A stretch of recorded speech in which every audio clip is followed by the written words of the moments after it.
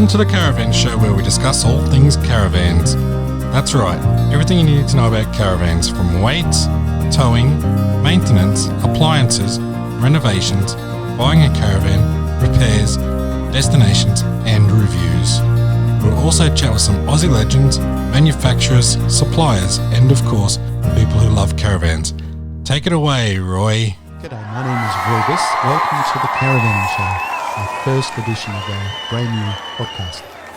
Now, what we'd like to do with this show is we're going to talk all about caravans, RVs, camping, free camping, maybe caravan parks, and all kinds of subjects. So when we initially set this up, we asked people to tell us what they want to hear about. And the first thing they told us is they want to hear about weights. Weights is the big topic at the moment. So we're going to cover weights in this very first episode. My background, for those of you that don't know me, I've spent the last 20 odd years manufacturing caravans. I've also owned a service division, a repair division, a retail division. So I've sold my own brands and I've sold other brands. So the focus of this isn't about my brand of caravan, and the focus is on caravanning in general and all the different aspects. So let's start off with this caravan weights. And by weights, I'm not talking about how long it takes for you to get one, although that's quite often discussed. I want to talk to you about the actual whole issue of weights. So the very first subject that comes up is, where does all this information come from? Now, in our case, we use the Vehicle Standards Bulletin 1, VSB 1. This is the bulletin that's used by caravan manufacturers for building small trailers. It's an abridged version of all the standards that pertain to this subject. And there's, I think there's something like 600 of standards that we touch on in one way, shape or form. So generally speaking, the weights that we refer to, and we love acronyms in our industry, is tear weight. So the tear weight is described as being the weight of the caravan when it's first produced without any payload, but everything fitted to it. So in other words, if you buy a caravan and you want to have an air conditioner fitted and you want a bigger fridge and more solar panels or batteries or anything else that's actually part of that build process, that constitutes the tear weight. The tear weight does not include any type of payload. So payload includes water and gas. So it comes out the factory, bare bones, everything fitted to it, no payload, goes on the weighbridge, and whatever that weight is recorded on the vehicle identification plate or the VIN plate. That is the original tear weight. So we'll come back and discuss that a little bit more as to why that's important, or more importantly, why it may not be important. The next weight is the ATM. So the ATM is the tear mass plus whatever you put into it. So on the VIN plate, you'll have an ATM rating, which stands for aggregated trailer mass.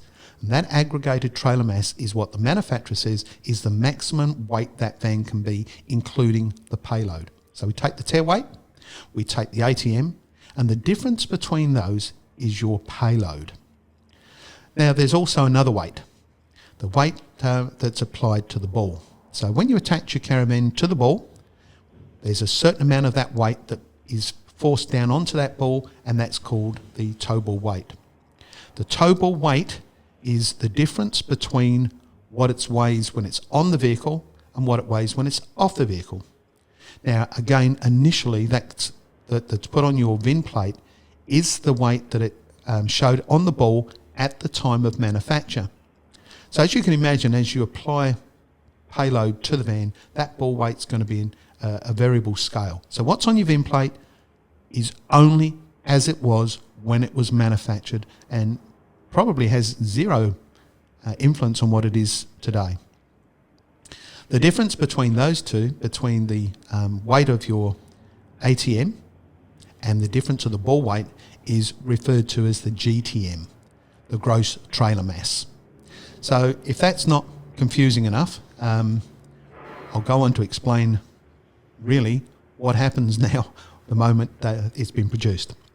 So we produced it, we put a VIN plate on it, we've got the tear weight, we've got the ATM and this GTM all recorded for your information. However, first thing you do is you go out and you get, say, an annex. and you buy some additional accessories and you fit those things to it. You put gas in the gas bottles, you put water in the water tanks.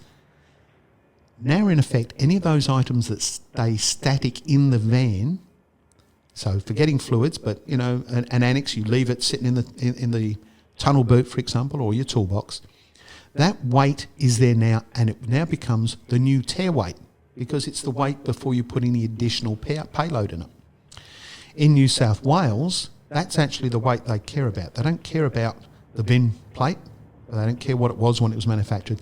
They only care about what it currently weighs today, because you may have, since buying that caravan, taken it and fitted an air conditioner or an annex, or put more batteries or more solar panels or some more cabinetry or anything else.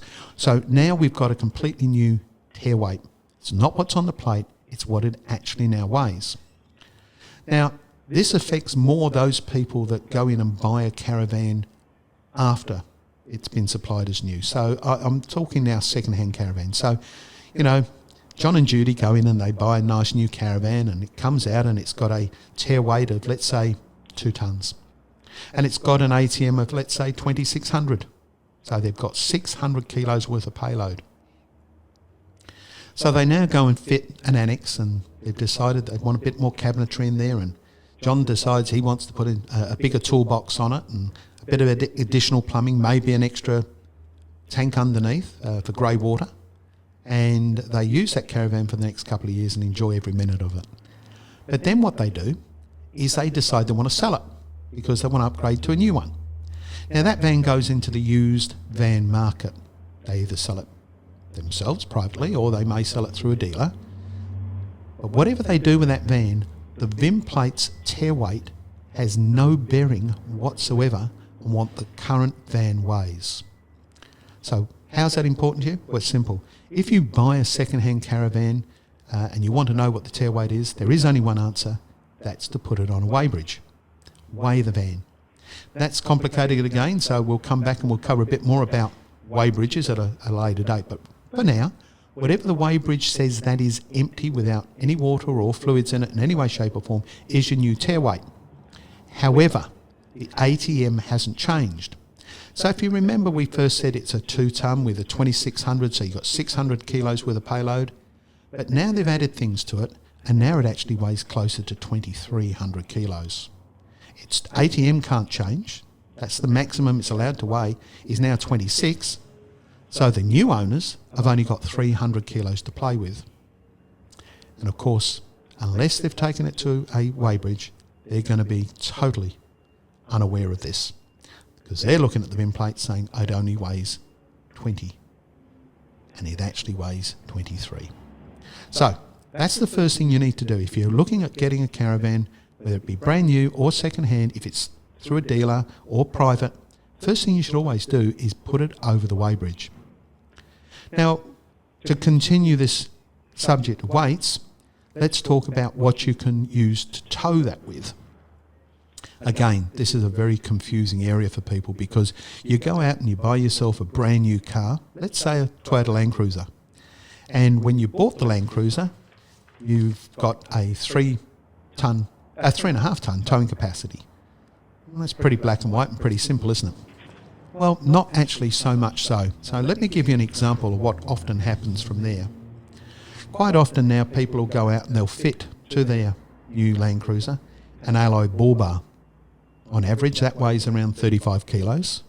They might put a winch, another 45 kilos, spotlights, 5 kilos, roof cage, 20 kilos, extra fuel tank, empty is 100 kilos. Full is 100 kilos.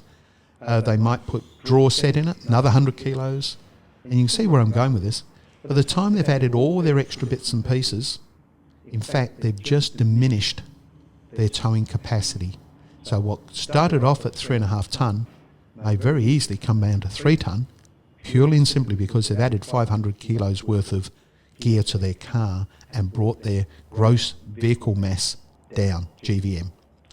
So you can then go and you can get a GVM update. This is a very popular thing for people to do now. There's a company around called Lovells, and Lovells are doing GVM updates. But what people aren't realising is they take their GVM update, and their GVM update gives them another 500 kilos, but it doesn't actually change their towing capacity. The towing capacity still remains at 3.5 tonne. So again, I'll let you digest that for a moment. You've done an upgrade, but really all you've done is given yourself back the payload or the towing capacity of what you've added to your car in the first place. So if you've added 500 kilos in weight to your vehicle, the upgrade will give you that 500 kilos back, increasing your capacity back up to its 3.5. But if you hadn't have done it, your towing capacity would still be down at, say, 3 tonne. You really need to investigate the towing capacity of your vehicle compared to its actual weight. A big problem if you don't. So nowadays what we're finding that the police are out there doing safety checks.